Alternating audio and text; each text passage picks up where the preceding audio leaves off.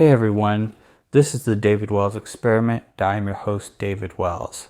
So today's episode is going to be a tribute to the late great Jason David Frank. It's going to be a little sad, it's going to be happy, but I'm going to end this podcast episode on a positive note.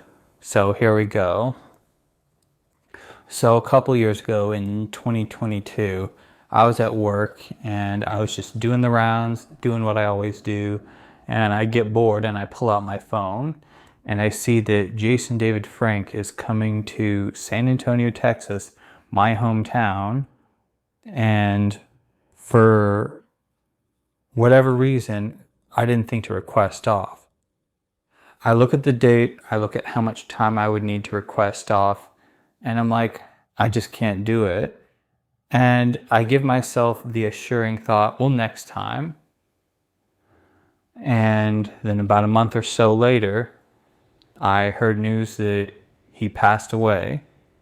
And the first thing I thought to myself was, next time. Me saying that and knowing that there wouldn't be a next time. And it happened just a week after we had lost Kevin Conroy, the voice actor for Batman the Animated Series. And it just felt too soon, and I don't know. It was one of those things where you lose a celebrity, and this time was different though. It just really hit home because he had been involved in a franchise that pulled me out of my doldrums in like some of the darkest parts of my life. So let's move on to that. So when I was a kid, it was 1993. It's Saturday morning. The good cartoons are ending. They're wrapping up that time slot, and my parents are rushing us to get out of the house. They normally didn't leave the TV on. They would turn it off to save power, but for whatever reason, they left it on this time.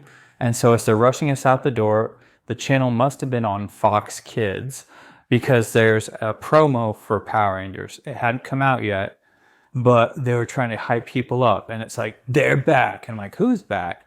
And then it showed a bunch of colorful costumes, a bunch of acrobatics, and giant fighting robots. And I'm like, that show looks cool.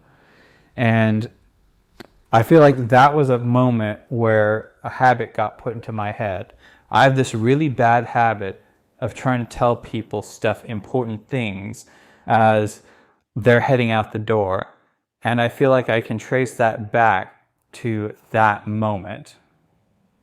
And so I was really hyped on this show. I finally got to see it, but for one reason or another, my dad kind of didn't want me to watch it. I don't know. He wasn't very strong about it, but strong enough that he would change the channel or say change it to something else for a little bit. This didn't last long. I think the walls came tumbling down on that when me and my mom and my siblings, we went to South Carolina to visit my grandma and grandpa from her side. So we get up there, and this is the day of video stores. Streaming didn't exist. The internet, as we know it, didn't exist. So we go to a video store, and I get to pick a video to rent. And I figured, well, my dad isn't here, so I rented the pilot episode of Mighty Morphin Power Rangers. I don't think I even knew it was the pilot. I don't even know if I knew how to read back then. I think I made my choice based solely on the artwork, like the cover artwork. And yeah, I was 5, or was I 5? Let's see, 1993, I would have been 6, or around 6 years old. That's how old I would have been. So anyway, I get that, it's awesome. And then when we get back to San Antonio, basically my dad realizes it's not that big of a deal. And so it doesn't take too long in the show's history before a new character is added, Tommy the Green Ranger. And he's just cool. Not only does he have his own Zord, but it basically functioned as a Megazord. It could go toe-to-toe with the Megazord, and I think it even defeated it when in the 5-part introductory episodes, where basically the Green Ranger was evil, but then they helped him rehabilitate and he became one of the good guys. So Tommy was always like a pleasure to see on the show. And then at some point he left, I think initially because the Japanese show that they got all the fight scene footage from, they ran out and they had to order the Japanese studio to make new footage. But for whatever reason, Saban, the US producer, they kept changing their minds about stuff. Eventually in season 2, they decided to use the Zord footage from that season, which was totally different.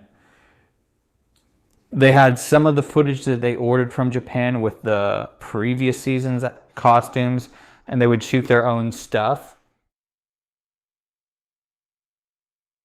So anyway, yeah. So, where was I? Let's see. Oh yeah, so anyway, he disappeared for a little bit, but then there was an arc where they created a new Ranger, the White Ranger, and they hyped it up, this whole arc, and even though they didn't show him in the promos, we all kind of knew that it was going to be Tommy and that he was coming back. It was a suspicion, and it turned out to be true, and everybody was like, yes. So season 2 rolls around, and 3 of the actors left, and they got new guys to come and replace them. And those guys would appear in the Mighty Morphin Power Rangers movie that came out in 1995. And I remember thinking like, okay, this is the movie version. It looked like a movie versus a TV show. Back then, TV shows looked one way, movies looked another. The movie looked cinematic and proper, and I thought, okay, the production value is up. They've got CG, bigger budget, and I think I saw it in the Dollar Theater. I can't remember precisely, but I remember seeing it, and it was like the coolest movie I'd seen up until that point. So the next year, Saban did something different. They decided, okay, in Japan, each season there's new cast, new outfits, new Zords, new props, new everything. So they leaned more into that. They changed the outfits, they changed the Zords, they kept some of the original cast, but you could tell that they were leaning more in the direction of what they were doing overseas. So that was the start of that. So I remember thinking, okay, this is going to be like the last season or whatever. They're going to stop after this. 30 years later, they didn't. But I didn't know this at the time. So Jason David Frank, he went from being the White Power Ranger to the Red Ranger, which was funny. And I remember as like a kid thinking, well, why didn't they have like a Power Ranger costume for Billy? Not knowing that just because of like the footage situation with Japan, that, oh, that's why. So anyway, he becomes the Red Ranger, and he's still awesome. He's still cool. I remember Zeo being one of those seasons where I'm like, okay, things are different, but I enjoy it just as much.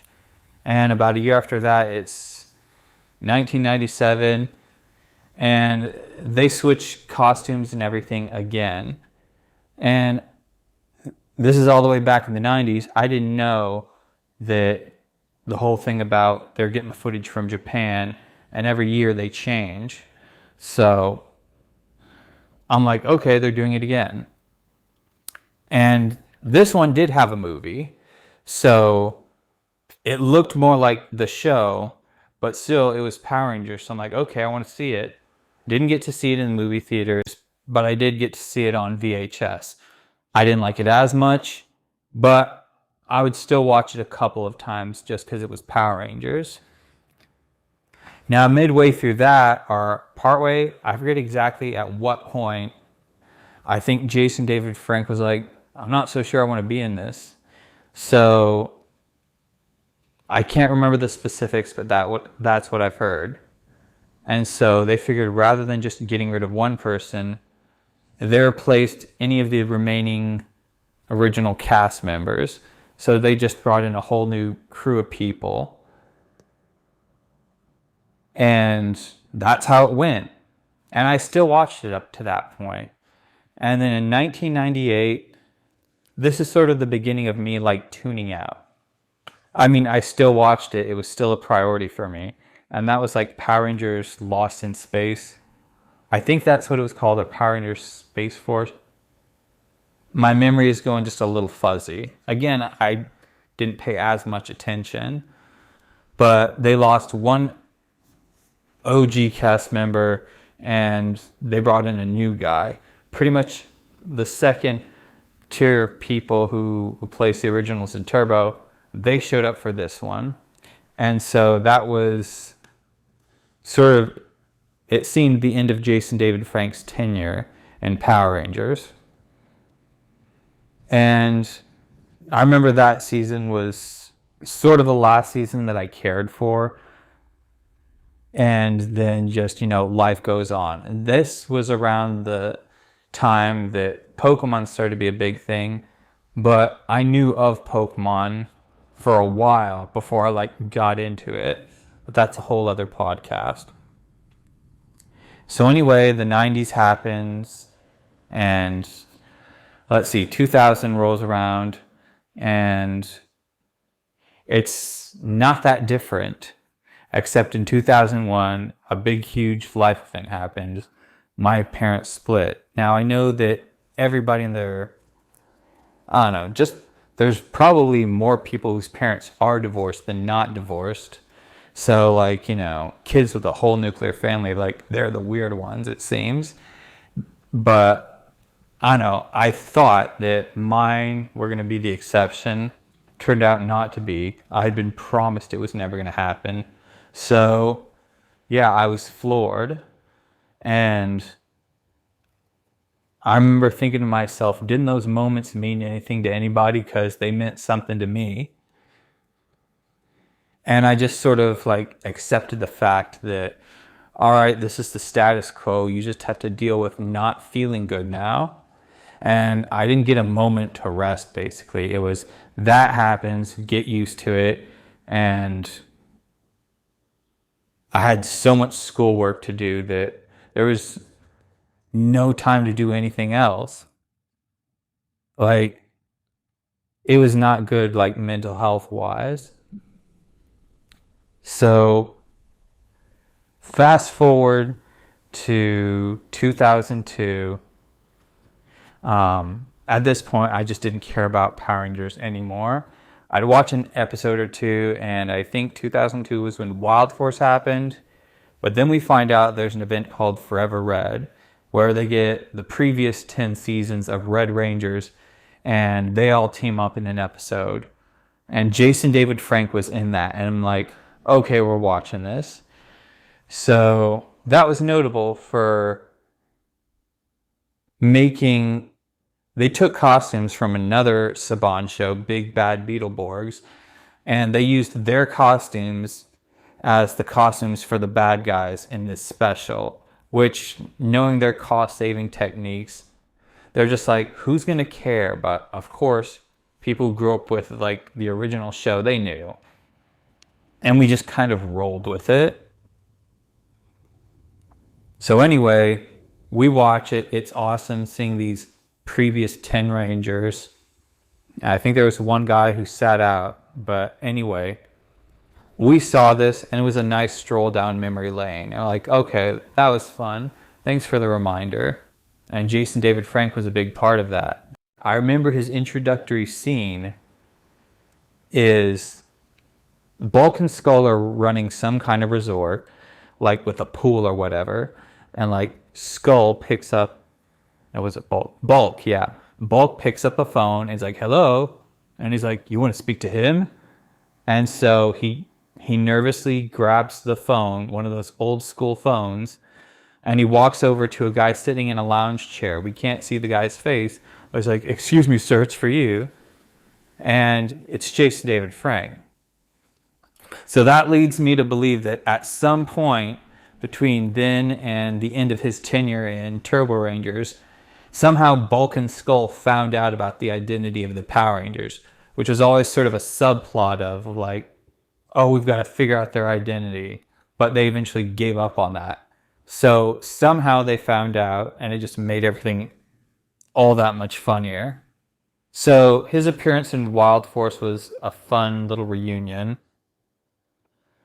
And we thought it'd be left at that. But then like a year or two later, there's this promo for a new season of Power Rangers. There's a voiceover, the voice is familiar, and it shows a clip of Jason David Frank saying, I created them. And he was going to be a new regular figure in the new season called Power Rangers Dino Thunder. And he wound up basically being the Zordon figure. But as we suspected, you don't bring him back and then just have him be that. He has to fight too. And I remember when we saw him in the show, there's a point where he gets kidnapped and escapes, and he's just wiping the floor with the bad guys. Like, oh yeah, these guys don't even know what they're in for. Like, they don't know who they're messing with. And I'm like in high school at this point, and it brings me back to that moment. So I'm like, this is awesome. Again, another nice reminder. And of course, when he gets a morpher and he transforms, we're like, of course this happens. And then that season runs its course, and I'm like, all right, cool. We had a little bit of extra time. And the next event may have happened parallel to his reappearance, or it might have happened a little after, or maybe even a little before. But yeah, in about 2003, 2004, I was in high school. I go to Walmart, and this is around the time they were phasing out VHS. They still had them, but DVD was the wave of the future back then.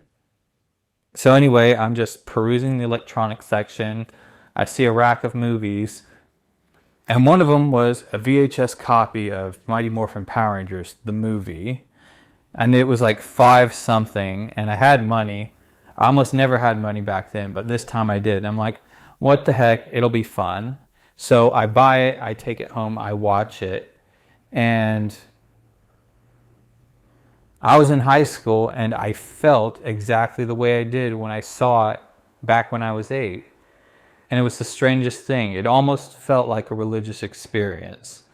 But I remember at that point, and I said this earlier in the podcast, at that point, I had just resigned myself to like post-parents' divorce. Okay, you're just going to feel bad now. That's the status quo. You have to live with that. But after I finished watching that, I had this epiphany, this thought of like, you know, maybe things don't have to just be bad. And maybe they can be good again. Maybe there can be some semblance of that good. Because I had like imagination, creativity, and faith, because we were like a big church-going family, all wrapped together. And it was all, I viewed it all as like the reason for why my childhood was good. And it felt like a reminder of seeing it again. That movie made me feel like, you know, all that stuff, it wasn't just all for nothing. It did mean something, and it's a shame that people gave up on that. But you just have to race towards creating something like that. And so I thought that, yeah, don't give up hope. And it was the first time in a while that I did feel hopeful. So anyway, around that time, I met a Power Ranger, not Jason David Frank, but a quick shout out. I got to meet Steve Cardenas, who was Rocky in Power Rangers. And that was a really cool core memory. At that time in his life, I don't think he was too happy. But when we met him, I could tell that he put on a brave front for us kids who were hyped to meet him. So that was really cool of him. And yeah, so quick shout out to him on that. And so this is in about 2005 on upwards to 2010, like it's sort of the dawn of like the digital age of like YouTube and social media and all that. And I begin to see it's around that time that Jason David Frank starts to plug into the whole Power Rangers fan convention scene. Really, that was when that whole scene started to form. And I find out he's a mixed martial artist. And I also find out that he's a married father and that he has kids. And he brings his daughter, Jenna, to conventions. And she speaks. And I'm like, oh, wow, there's a whole other dimension to this guy that I didn't know about. It's like we all got older and grew up, and so did he, which I thought was cool. And I remember getting to see him fight in actual like MMA matches. I'm like, oh wow, it's not just an act. He really is that cool. And then sometime in 2010, I find out I'm just talking with a friend at church, and we mentioned Power Rangers, and the friend I'm talking to says like, oh yeah, he's a Christian, he's a believer. And again, it was one of those things that reiterated the point of like, all the things that you cherished in your life weren't for nothing. They all meant something. It's just a shame that people gave up on that. And it felt like, yeah, I just drove that point even further home. And not too long after that, maybe fast forward a couple years, I get to watch a video of him giving his testimony. And again, it reiterated that same point, that all the things that you cherished in your life did mean something. So I find out that Jason David Frank isn't just a guy who was on a show and he used that as an opportunity.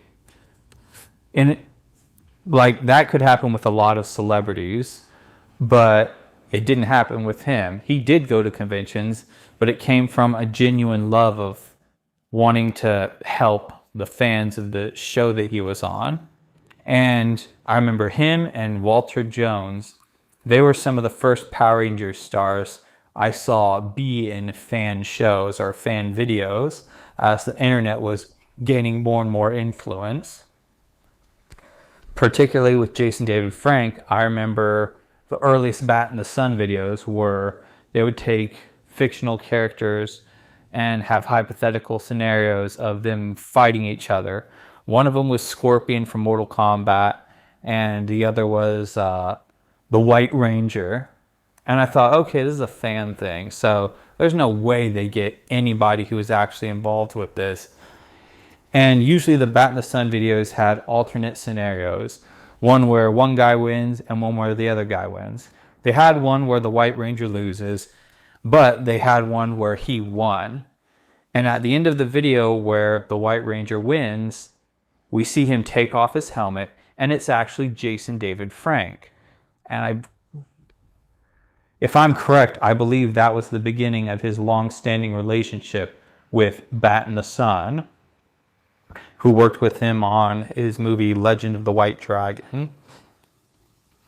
So anyway, he's really participatory with all his fans, and he even has a show called My Morphin Life. And that's where I got to see more of who he was as a person, because he was very open. And yeah, it was cool to see him talk about his life, living his life, and having meetups with like past Power Ranger co-stars. It was cool. And he was one of those regular figures I'd see on social media, always going out of his way to make sure his fans felt loved. I believe it was him who coined the phrase last fan standing, because he wanted them to have a moment with him. He gave them like a good amount of time, and he didn't want to turn anybody away and be like, oh, sorry guys, we got to go. Or he wouldn't be that guy who was like signing the signature photo. All right, bye, I got a whole bunch of other people. From a lot of the testimonies I've seen, he made people feel like very one-on-one, like he was focused on them. There's this one great video where I'm sure there's several, but there's this one video where I think he goes to Puerto Rico, and there's this fan who's really emotional, and he has like a doll from his childhood of the White Ranger, and Jason's signing it, and the guy is like crying and tearing up, and he's like, "Those are happy tears, right?" And the guy is like, he's like, "Yeah, yeah," and they hug, and I always thought I would get the chance to have that moment, and I remember because he was so open to just about his faith, about his love for his fans. I always thought that I'd get the moment to say like, "Hey, could you pray for me?" And he was so open about his faith. I was so certain that he'd be like, "Yeah." And it was one of those things that I don't do it now, but it was one of those things where if I thought about even just the hypothetical scenario of him praying for me, it was enough to get me teary-eyed and start crying. So anyway, again, time goes by and I see him on social media and I get to see more of his life. I find out who his daughter is, Jenna Frank, and he's got other kids as well. But Jenna Frank seemed to be the one who followed him along with the whole Power Rangers stuff. And then the pandemic happens, and we see that, it threw everything out of whack, but he really made an effort to help where he could. He would go to comic book shops on his dime, pay for himself, and he would try to create an opportunity in a safe way to help the comic book shops out. And that was commendable. And we find out that he's got these other projects going on. And that's when I think his movie Legend of the White Dragon was starting and getting made. And we'd see behind the scenes photos of that. And like, this looks cool. I mean, officially it's not Power Rangers, but at the same time it is. And I think in between like 2010 and this, he had made 2 more appearances in like official Power Ranger stuff.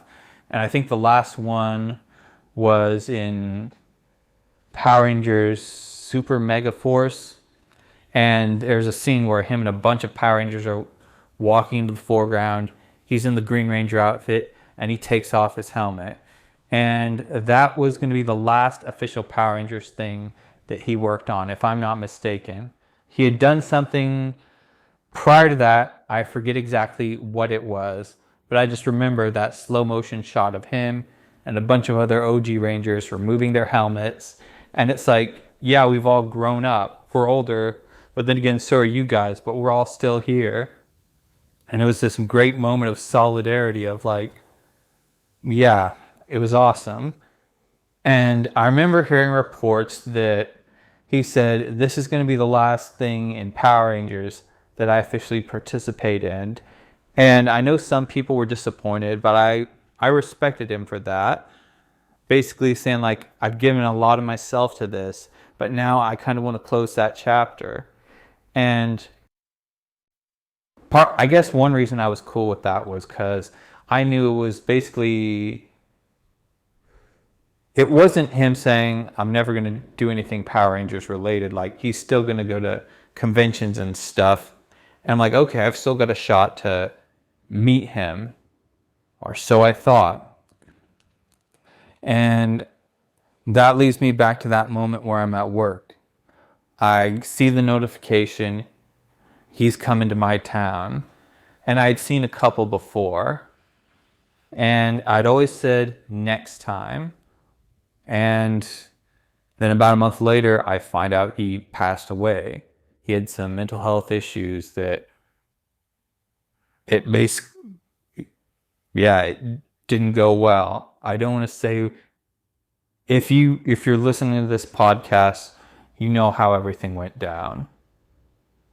And it was just such a heavy moment. And I remember realizing it meant that I'll never have that moment where I could ask him to pray for me and have him do that. And there's so many moments in my life where I hear somebody say like, you don't get to. I've had a lot of you don't get to moments. And that was perhaps the heaviest one for me. And so I felt like you can't have that again. You can't have another moment where you're like, oh, next time, because maybe next time doesn't happen. So in 2024, I made it a point of, I follow a couple of Power Rangers on Instagram, and in August, I find out that in August, Steve Cardenas and Charlie Kirsch were coming to San Antonio, and I hadn't seen Steve since. And then I find out that, Jenna Frank was coming to a comic book shop in San Antonio. And I'm like, okay, you've got 3 chances to meet Power Rangers. I know Jenna hasn't technically, but I still think of her in that mindset. So it's August, I think August, like the first weekend of August in 2024. I go to this convention, I'm nervous, and I pay the fee to get into the area where I'll meet them. And I'm standing in line, and I see them there, and I guess I must have been going through some real stuff at the time, because I got teary-eyed real quick. But I mean, I get my composure, and finally, Steve was the first one that I met. So we chat, and I said, hey, we actually met before a while back. He's like, oh, really? And I mentioned how I was like, oh, yeah, that's right. And he's like, oh, yeah, that's right. And then I knew that I had to tell him. And I start to tell him that story about how, when my parents divorced, I thought that was just the end of feeling good. Then I find the Mighty Morphin Power Rangers movie on VHS at Walmart, and it was the first time that I felt like things could be good again. And I could not get through the whole thing without crying. And he was super cool about it. He's like, it's okay. And I just remember hearing him say that it's okay, and it meant so much. Like, I wasn't wrong or weird or strange or anything for having this moment. And further to his credit, I got to tell him, like, hey, I know you weren't in a great place at that point in your life. You basically weren't that happy. But I remember you putting on a brave face for us kids who you knew we were excited to meet you, and I appreciated that. And I guess he must have appreciated that, because as soon as I got my composure together, I'm like, okay, so how much are like the autographs and like the selfie? And he's like, hey, don't worry about it, man. I'm like, are you sure? And he's like, yeah. And so we got a selfie together, and that was cool. And then I went to go meet Charlie Kirsch, who I'd only seen in Once and Always. As of this podcast, it's the only Power Rangers project she's been involved with. But they did such a good job in that show, that special. It's a movie. They did such a good job in that. And she felt like an OG member of Power Rangers. And so I remember I got up to her, met her, and I was really surprised that I didn't cry. And I think it was because I'm like, okay, you're an adult and she's still a kid. And you don't want to trauma dump on her. And I mean, I was still super enthusiastic, and I think I might have been a bit too enthusiastic because, she seemed a bit overwhelmed by like my enthusiasm. So, but she was, again, a lovely person, and it was great to meet her. And then a couple weeks later, I drove over to this comic book shop, Dragon Lair, in San Antonio, and it's by Calabria. I think they have another location. But anyway, I go there because I figure getting to meet Jenna Frank is going to be the closest I get to meeting Jason David Frank.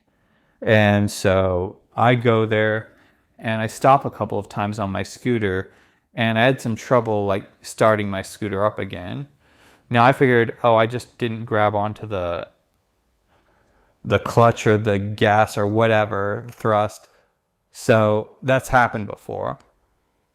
Anyway, I get to the comic book shop and my bike just quits on me. I try starting it up, doesn't do anything. And I thought to myself, okay, this is inconveniencing, but at the very least, I'm already here. And so I get in line and I call my sister, say, hey, my bike's acting up. Can you come here to give me a ride back? And she's like, yeah, sure. So I'm standing in line. Jenna's not there yet. But then out of nowhere, I hear someone saying, hey guys, sorry I'm late. I turn around and it's her. And I'm like, again, I get a little teary-eyed because I know genetics, duh, but she had her dad's eyes, and so much of his quirks and mannerisms, affectations, like it felt like he was there, and it was hard to not get emotional. So anyway, I'm standing in line, and just like her dad, she gives everybody a generous amount of time just to have a moment. And I think it's really cathartic for her as well. I don't want to be presumptuous, but I feel like one of the reasons that she does this is because it's sort of a way to feel like her dad's still here. Like, if it was me, that's why I would do that. And so, yeah, my sister shows up and we stand in line together. And finally, we get up to, it's my chance to chat with her. And, you know, a lovely person. And I tell her the same thing that I told Steve. And yeah, I cried several times and she cried as well. We hugged and it was just a lovely moment. And yeah, and I felt very at peace. And it was cool. And so about my scooter, it was dead on me, but I put my hand on it, prayed over it. I'm like, Lord, if you can just get me back home on my scooter so I don't have to spend $300 or $400, that'd be cool. So my scooter starts up and I'm able to get it home. And as soon as I get it home, I turn it off. And at some point in the evening, I think, okay, can I turn it on to go, say, run to the Dollar General? It doesn't start up. And I'm like, well, you know what? That's cool. That's fine. Praise God that I got it here and I don't have to spend $300 or $400. Did have to spend about $100 or so bucks to get it towed to the shop, but could have been a lot worse. So anyway, fast forward. So between August of 2024 and about a month or two ago, life was just rough for me. Like, I had a bunch of stuff happen in life. I thought I was going to get to have like some vacation time off, and that wound up not being the case. I had a lot of financial hardship, a lot of family hardship, and I was just feeling beaten to the ground. It was rough. And then one night I have this dream. Me and Jenna Frank are in an attic in a house and we're rummaging through boxes of keepsakes and memorabilia, and she's saying things of like, oh wow, this is from a while ago, this must have been really important. And I'm like, oh yeah, it was. And I'm like, okay, maybe that's just my mind trying to heal itself from like everything that's been going on, and I just need to see a comforting figure. Because, you know, I guess the mind works that way. And then like maybe a day or two later, I see a post that Jenna Frank is coming back to that same comic book shop. And I'm like, okay, I've got to go to this again because that experience in 2024 was so healing. I've got to make a point of this happening again. So I get the time off. I go over there. Well, the days lead up. I'm like, okay, this is the day. It's going to happen again. So I get there fairly early, a bit earlier than I did the last time. And so there's already a line, and she's already there. And I'm standing in line. The line starts to move, and I see her, and I'm just like, this is cool. And the line goes a bit faster this time around, or at least I don't remember it feeling as long as it was. And surprisingly, like she had like a small team of people there, and they recognized me, and that was flattering because I didn't think that I'm that memorable a person. So anyway, and like I get to have my moment with Jenna, meet her again, and she remembered me as well. And so that was really cool. And I remember I got to, I was like, I've got to do something different this time. So about a week or so before, like, I meet her again this time in 2025, I have the old VHS that I bought all the way back in 2003, 2004. And I told her that story again about like, hey, I found this, I bought it, and it made me feel like things could be good again. And we're both already starting to get emotional. And I hand it to her and I say, I want you to have this. And she's like, are you sure? And I'm like, well, yes. And I said, well, how about this? Until I achieve a similar level of acclaim and accomplishment as you, how about you just hold on to it for me? And I said, how about I sign it so that when I do achieve that level of notoriety, it can be seen as valuable? And she was cool with that.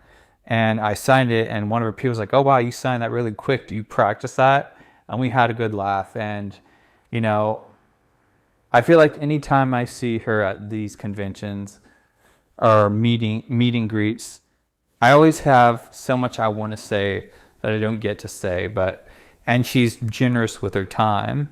So it's not like I'm rushed out. It's just there's so much I could think to say and stuff. And I always try to say the things I wish I could have said to her dad, but I guess in a way, next time has taken on a different meaning, and she sort of helped spin it in a positive way. Like, oh, next time I'll get to tell her this positive thing.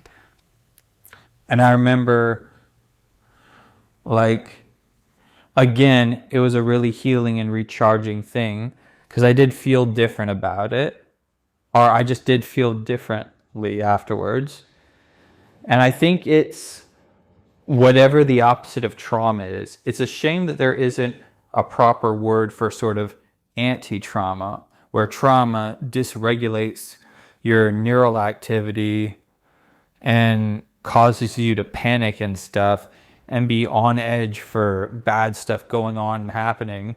But moments like that recalibrate your brain to be like, good stuff happens. There is good in the world, and it helps you to be primed for that. I wish we had a word for that. But aside from anti-trauma, I don't know what else to say. And it isn't even quite nostalgia either. So it's somewhere between a combination of anti-trauma and nostalgia. But I feel like neither of those words do it justice. And one of the things that I felt like I was happy to say to her was, I told her that, like, you know, we're gracious that you're sharing with us this moment. It would have made perfect sense after her dad died that they're like, hey, we don't want to do this anymore. He was generous enough, but we're just not going to do the whole meet and greets and conventions and stuff. That would have been totally reasonable and fair for them to do. But she's out there like carrying on his legacy, which is very generous of her. And I remember I told her, when my parents split, I felt really rubbed the wrong way that the people at my church at the time when I was a kid, like they treated it like, oh, this is our tragedy too. And I'm like, no, it's not. Don't even equate that. We're not going through the same thing. Like, you're not the ones who are going home after church and, oh, somebody's not here that used to be here. And then when you do find that person, okay, I found them, but now this other person, they're not here. It was such an insulting thing to make the equation. And I just let her know, like, we may have seen him as our hero, as our childhood figure, but he was your father. So his passing is really your loss and your tragedy. And I just feel like, I don't know if anybody said that before, but I just wanted it to be known. And she was super gracious about it. She's like, hey man, we're all grieving. And I know that's not going to be the last time I'll see her, because I'll look forward to meeting her again at another meet and greet. And yeah, I feel hopeful. So that was my tribute to Jason David Frank. I remember it's been a couple years since he has passed, and I've attempted a bunch of different podcasts on his life and accomplishments. And for one reason or another, I just never got around to it. Even yesterday, I recorded something, which I don't know why I didn't put up. I felt like it needed to be better, but I feel good about this one. So rest in peace, Jason David Frank. I didn't get to meet you in this life, but I will get to meet you in the next one. And thank you, Jenna Frank, for carrying on your dad's legacy and making me feel like I kind of got to make my peace with your dad. A childhood dream was basically fulfilled. So thank you for listening to this very emotional episode of the David Wells Experiment. Have an absolutely super day, and I hope all your dreams come true. Bye.